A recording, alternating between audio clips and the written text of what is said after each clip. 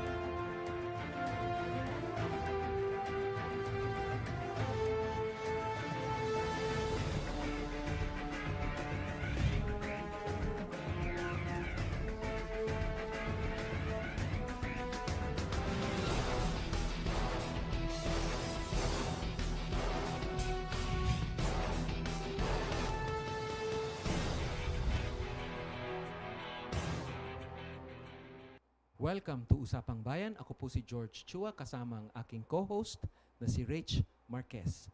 Pag-uusapan po natin ang mahahalagang pangyayari at issue na kinaharap ng ating bansa. Makakasama po natin sa gabing ito, former Negros Oriental Representative Jing. Welcome to the show, Kong. Yeah, welcome, George. Welcome, Rach. Well, first of all, we're happy to have you here with us, Congressman Jing. And siguro ho, para sa ating audience na nanonood ngayong gabi, maaari ho ba niyong ipaliwanag ang inyong political background para naman makilala nila ng gusto kung sino ang pagkatao nila? Well, basically, I belong to a political family. My parents had been in politics in my home province for a long time. Then I was a mayor initially, and later on I joined the national government during the time of President Aquino. I was Assistant Secretary of the Department of Agrarian Reform. I was later on Assistant Secretary, Undersecretary of the Department of Transportation and Communication.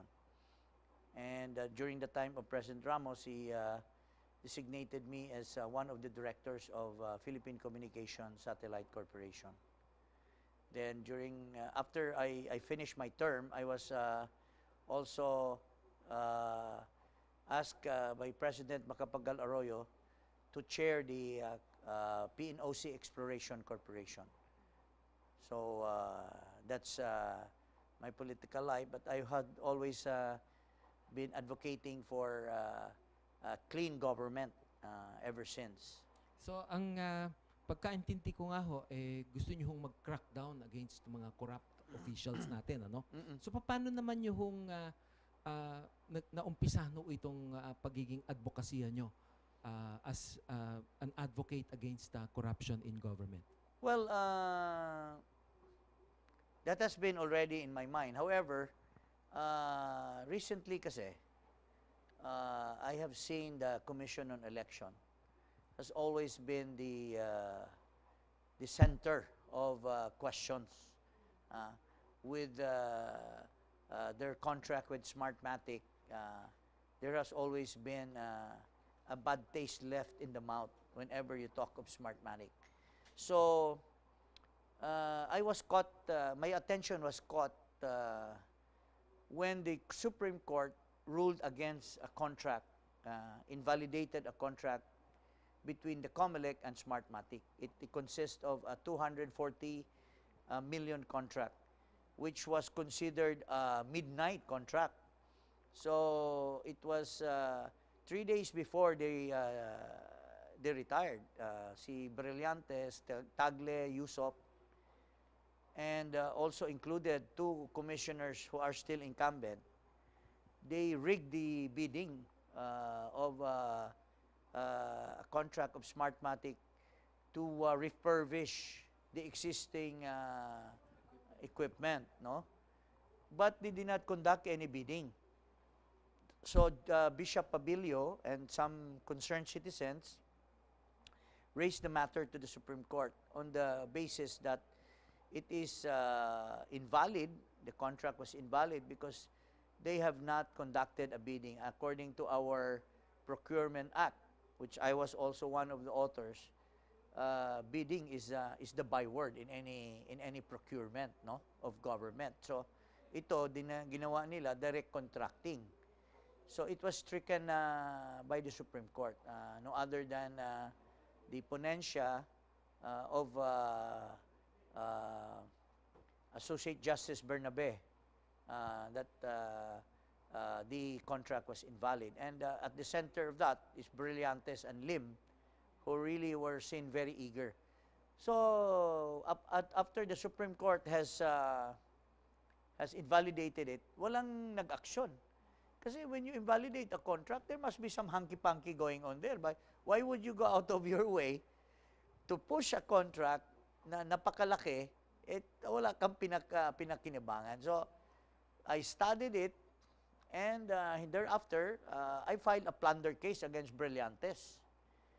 Kaya lang, nakakapikon lang, or, it's heartbreaking that until now, the Ombudsman has not acted. Huh?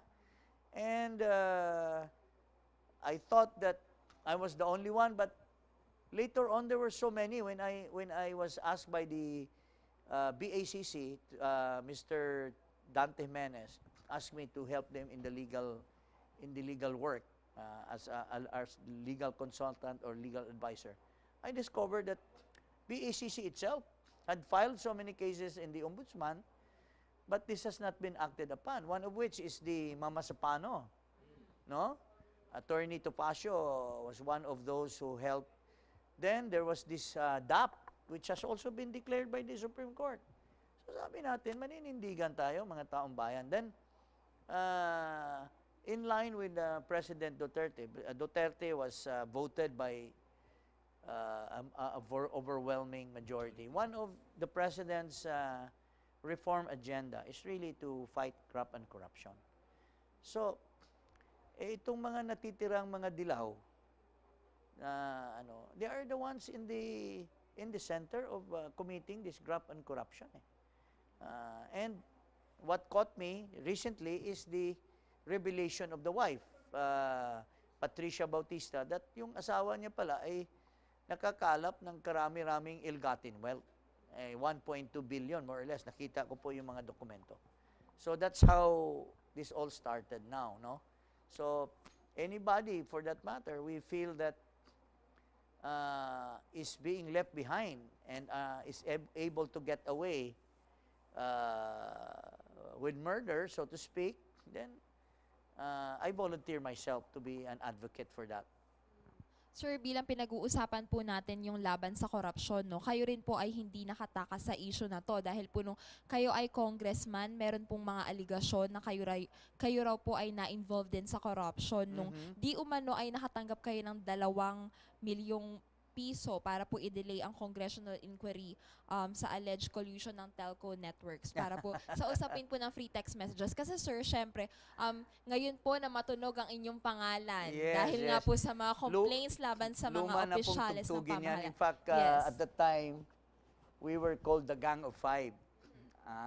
Ako, si Congressman Pichay, Congressman Suplico, Congressman Saludo, and Congressman Veloso.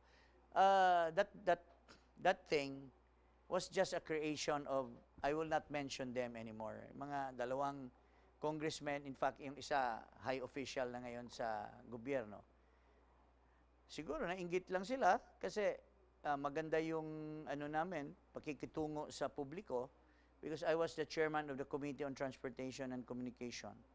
It was also during the time that yung free text, there is this group na nag-advocate, tapos biglang ang telco came up with a ruling na sisingil na sila. So we conducted a hearing. And mayroon lang intriga, kinuha naman ng media. But in order to arrest that, Congressman Pichay filed a committee, an ethics complaint against those who perpetuated it.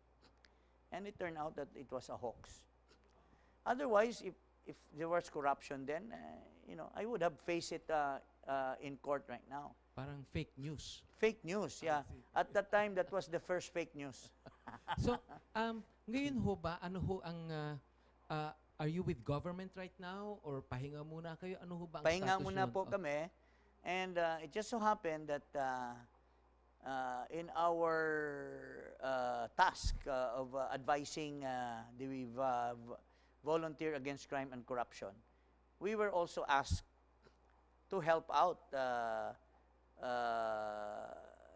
eradicate graft and corruption. So, minsan ang BACC ang nag-file, minsan kami on our personal basis. Kaya nga po ito nangyayari ngayon na sometimes we, in joint with BACC, we file a case against a corrupt official or on our own. In this particular case with Andy Bautista, it was me and Attorney Ferdinand Topacio, who was also who is also a legal counsel of BACC. Ito ho bang mga sitwasyon na to na kayo ho ang nagfa-file ng mga kaso, meron ho bang expenses involved dyan na pinagkakagastosan nyo rin?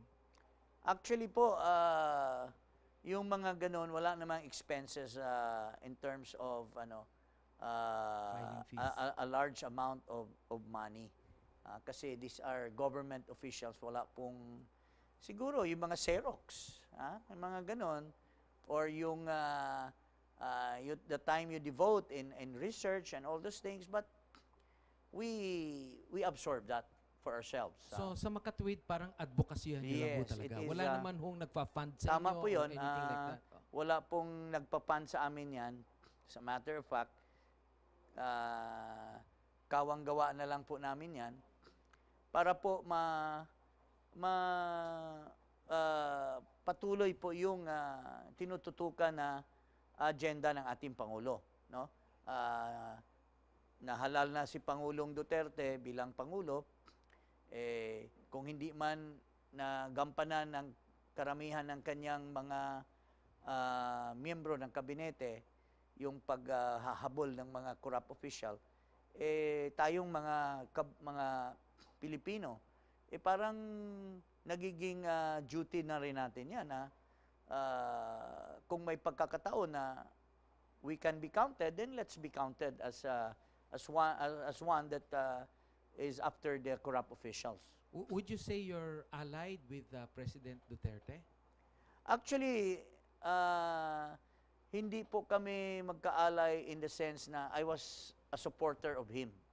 Although kami ng Pangulo, way back, we were together in Congress, so we personally knew each other. I see. Pero ngayon, nangangailangan siya ng tulong kasi lalo na may mga nakikita tayong banat ng banat sa kanya, lalong kailangan niya ng tulong.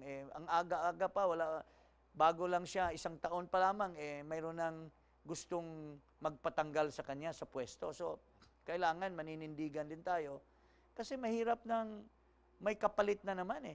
Hindi pa natin siya nabigyan ng pagkakataon. Maganda yung kanyang vision. Una, itong sa drugs, itong graft and corruption. Bakit naman titirahin na kaagad? Hindi man pinagbigyan. Si Aquino nga, 6 na taon, pinagbigyan natin, walang nagawa . Ito pa, mayroon ng konting nagawa sa 1 taon pa lamang. So, bigyan natin siya ng makapatuloy ng kanyang magandang hangarin. Okay. Sa amin pong pagbabalik, makakasama pa rin natin si former Congressman Jing. Please stay tuned.